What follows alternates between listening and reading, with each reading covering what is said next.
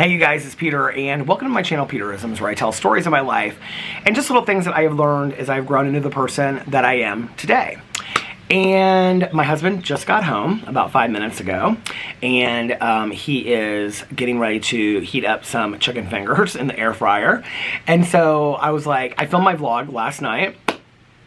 I don't know why, I just felt like filming it last night, so I did. I just came out here and I was just like, I talked for like an hour and 10 minutes, and so I told him, I said, I filmed my other videos today, but I want to film a Peterisms video, so I've got like 8 or 10 minutes left. And he was like, oh, that's perfectly fine, because then my chicken fingers will be done, so we can hang out and talk after that. So it is so beautiful today in Indianapolis. It's been like 85 degrees, full sunshine. It is so pretty today. I think he just took Boo Radley out back, and he's like barking out back. I can hear him.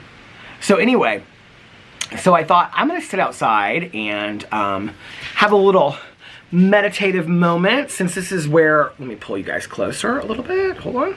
This is where I do my prayers and my meditations typically. I read my meditation books and do my prayers, and at night I do my 10-step inventory and my prayers and my gratitude list and things like that. So I thought, you know what, I'm going to come out here and I'm going to read some meditations from the Melody Beatty books and just have a very calm, peaceful, meditative moment for going into the evening, to kind of like start my evening on a very peaceful and calm moment. So let's get into that. All right, I think it's May 24th. And from Journey to the Heart, it is Rituals Connect Us with Faith. And yesterday, because I didn't read yesterday, was Trust That Guidance Will Come. So we'll think about those. And then let me look at the language of letting go. And can you tell I'm not like really feeling like those two meditations to read? I mean, if I was just like here for myself, I would read them for myself. But as far as like doing a video to talk about them, I'm kind of like, I don't know how I feel about that. Okay, yesterday's was called Enjoyment, and today's is Letting the Cycles Flow. All right, I'm going to read both of these actually. So let's talk about enjoyment first. Sometimes, you know, I talked about this on my vlog. I keep this out here always. It's a little cleaner for my reading glasses. I talked about this on my vlog, I don't know, a couple years ago or something, but it was kind of a phase I went through, and then it kind of just stuck. But that, you know, we focus so much attention on the high highs and the low lows of our, you know, our days going in and out, that we either have like these horrible days or we have really enjoyable, nice days. But we don't focus much attention on just the really average days that we're content. Which there's so much to be said for those days, right? Where you wake up and, you know, you have some good meals and you talk to some friends and you hang out with your family and you get a good night's sleep and maybe watch a couple TV shows or read a good book. And it's just a content day. It's not a 9 or a 10, it's not a 1 or a 2, but it's just, you know, an average day, and it's good. But to have a life filled with contentment and those just average days would be a wonderful life, wouldn't it? Like, and it really made me start focusing on those are really, really good days when nothing like crazy happens and there's no, you know, trauma or tragedy that's going on. But those are equally just as good days as the days that are, you know, 9s or 10s and we're having a lot of happiness and excitement. So I think to talk about enjoyment is important. Okay. Enjoyment, May 23rd. This is from yesterday. Life is not to be endured. Life is to be enjoyed and embraced. The belief that we must square our shoulders and get through a meager, deprived existence for far off rewards in heaven is a codependent belief. Yes, most of us still have times when life will be stressful and challenge our endurance skills. But in recovery, we're learning to live, to enjoy our life, and handle situations as they come. Our survival skills have served us well. They have gotten us through difficult times as children and adults. Our ability to freeze feelings, deny problems, deprive ourselves, and cope with stress has helped us get where we are today. But we're safe now. We're learning to do more than survive. We can let go of unhealthy survival behaviors. We're learning new, better ways to protect and care for ourselves.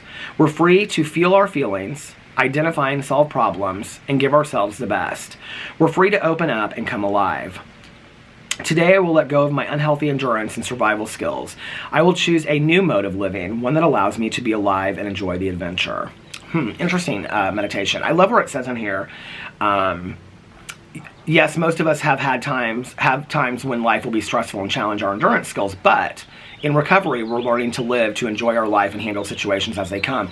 And, like she's talking about recovery from codependency in this book, whereas, I often talk about recovery from addiction. But I think it's a really important kind of statement to make, because I don't think that you even have to be in recovery from codependency or recovery from addiction or recovery from anything, right? Like, we all have tools and skills in our toolbox that we lean on, whether that's making a gratitude list, or prayer, meditation, or whether that's a support system of talking to friends, or whether that's, making inventory or journaling, or, starting your day over whenever you want. I mean, I just have many, many, many things that I use, that I have in my tools that I have in my toolbox.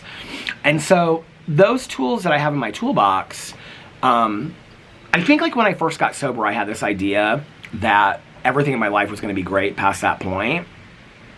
And what I learned in my first couple years was that tragedy was still going to occur. I mean, I had a friend that took his life within my first 2 years of sobriety, and I can remember just like being absolutely devastated by it.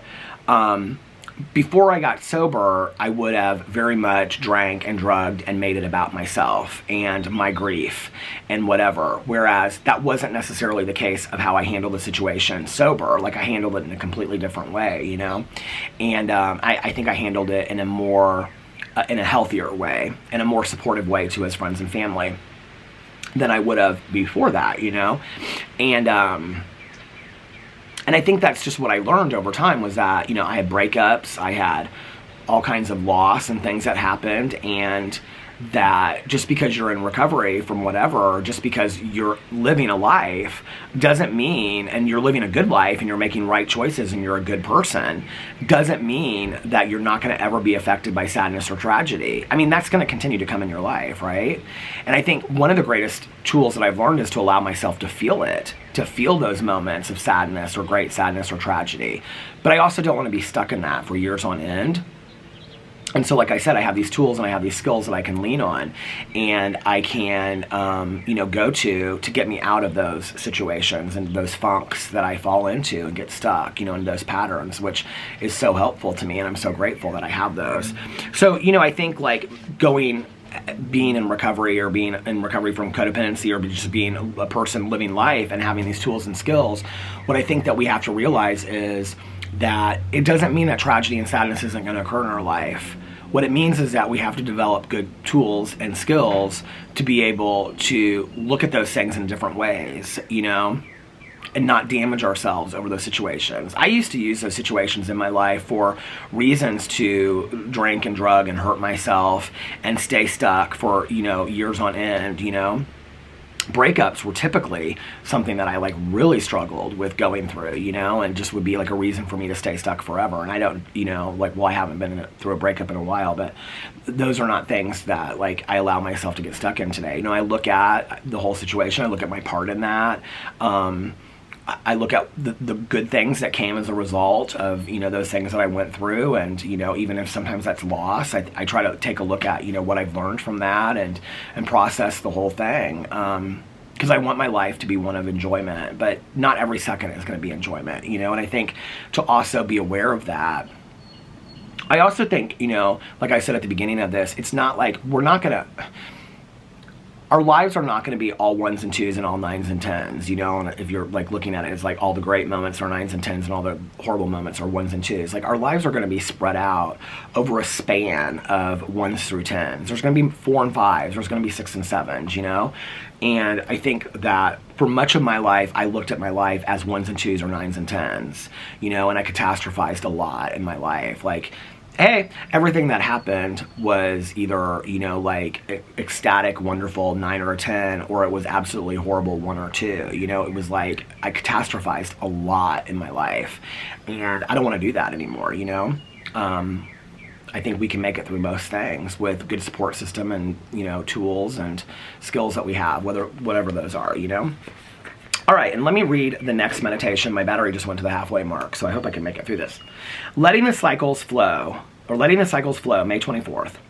Life is cyclical, not static. Our relationships benefit when we allow them to follow their own natural cycles.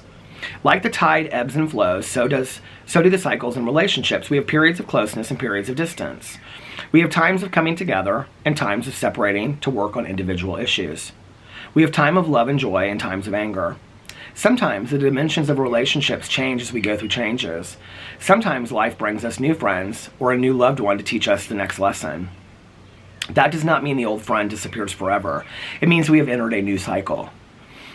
We do not have to control the course of our relationships, whether these be friendships or love relationships. We do not have to satisfy our need by control or need to control by imposing a static form on relationships. Let it flow. Be open to the cycles. Love will not disappear.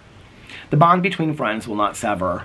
Things do not remain the same forever, especially when we are growing and changing at such a rapid pace. Trust the flow. Take care of yourself, but be willing to let people go. Hanging on to them too tightly will make them disappear. The old adage about love still holds true. If it's meant to be, it will be. And if you love somebody, let them go. If they come back to you, the love is yours. Today I accept the cyclical nature of life and relationships. I will strive to go with the flow.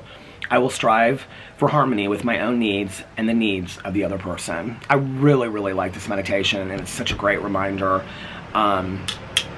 It's interesting, like, when I was in high school, I had like 4 or 5 really good girlfriends. I mean, we ran together like every single day, and they really protected me and had my back, and I wouldn't have made it through high school without them. I'm so incredibly grateful for them, And I always thought that, and I think most of us think this maybe in high school, and it's always cool to me when I meet people and they're like, oh, we've been friends. Like my mom's friend Susie just visited here, and she stayed in her hometown with her girlfriend that she's known since she was like they could walk.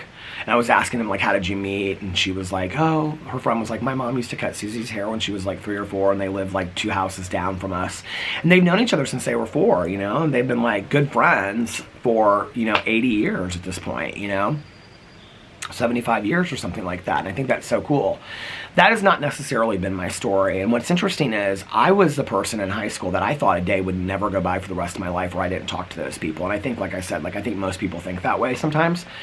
But I thought I would be friends with those people for the rest of my life. I really did, and I thought that we would always be close, and that we would all live close to each other and hang out together. I just never saw it ending. And I can remember the day that my friends were, are you going to pickleball? Have fun. I can remember the day that 2 of my friends that were twins, they were going to college, and so we all went over there and hung out in their bedroom one last time before they left for IU. And I can remember leaving, and their mom was always like at the kitchen table reading, and I like walked by and I said goodbye to her. And I remember as soon as I said goodbye to her, and I hit the front yard to go get my car and drive back home, I started bawling because I just knew it was over, everything was done, it was done, it was over. And one by one, I still talk to those people sometimes, we'll message each other on Facebook or, reach out to each other or whatever. And those girls were actually home a couple years ago because their dad had passed away. They don't come home very often anymore. But, and so I hung out with them, and we had pizza with another friend and drove around and listened to old music that we had listened to in high school, and the Smiths and The Cure and New Order and stuff like that. And then I had heard this statement years ago that somebody said to me that people come in your life for a reason, a season, or a lifetime. And I remember hearing that when I first heard it. I was like, I don't like that statement. I don't like that statement. I want people to come into my life for a lifetime. The reality is, I have had very few lifetime people in my life, My mom's friend Susie is really, my cousin Caroline are really, my dad and my stepmom are really the only 4 people in my life that are lifetime people, Tanya, I didn't meet until I was 2 years sober. And actually, I had a very, very close girlfriend that I used to live with that I thought she lives in Berlin now, and I thought, a day would never go by where we didn't talk. And we, talk every once in a while, but very rarely. And, she kind of moved away, and then I was very lonely, and that was kind of when I met Tanya and started hanging out with Tanya's close friends, and they became my close friends. And I am hopeful today that Tanya will be a lifetime friend of mine. I'm sure she will be, as will many of my other friends that I've met, in the last 10 to 15 years. And I don't have tons of friends, but I have had a lot of people in my life that have come into my life for a reason or a season. And the sad part about it is, at the time, I didn't really realize it, but I think it's a good way to be able to make sense of relationships and not mourn them or grieve them forever, that I'm able to look at certain relationships and realize, but although it maybe didn't end the way that I wished it would have, like, I learned a very valuable lesson from that, you know? I learned that I was capable of being a good friend, or I learned that, you know, I can learn from other people, or, you know, just I learned things about myself. I learned things about other people, you know? I learned how to set boundaries and limits for myself. I learned how to be a more loving, caring person sometimes, you know?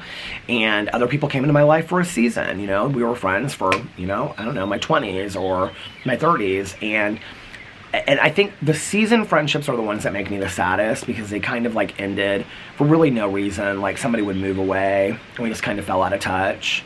But it doesn't mean that I don't still love that person, or they don't mean, I mean, you know, my friends in high school were my season friends, you know? Like, I still adore them, you know? Nothing happened. They just moved away, and Peter stayed behind, you know? But I still miss them, and I still think about them a lot, you know? But I'm very grateful for the people that I have in my life today. I'm very grateful for the friends that I have. And like I said, I don't have tons of people in my life. I think, I was talking about this on my vlog the other day, I think there's a misconception sometimes that I have like tons of people that I talk to. I don't. I have like 4 or 5 people in my life. And I'm very grateful for each and every single one of them, you know, because the people that I have in my life today are very, very loyal, very caring.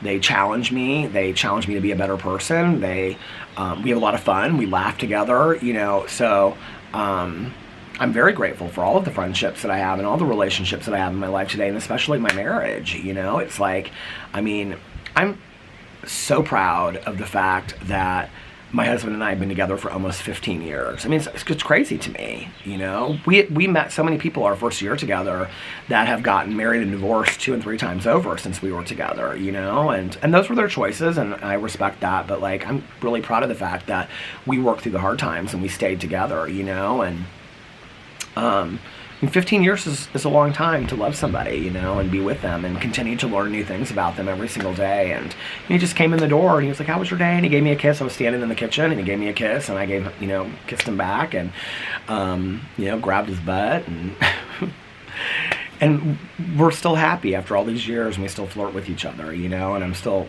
so grateful for that. And I still learn new things about him every day, you know, and, but I also think, like it said in this thing, like one of the things I had to learn was that my husband is his own person and I am my own person. And we're 2 individuals that share a life together, but that doesn't mean that we share every moment, every detail, everything with each other. Like, we have our own separate lives as well.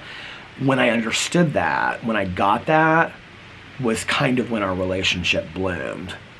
And I could allow him to be whoever he wanted to be, and he could allow me to be whoever I wanted to be. And then we kind of fell in love with each other all over again. And it was like this amazing thing. And I think that's where we learn new things about each other every single day, you know? And I'm so incredibly grateful for him. I couldn't have asked for a better spouse, you know, and a better partner in life. So anyway, I love those meditations today. Those were great. Let me know what you think in the comment section below. I love you guys, and I'll see you tomorrow.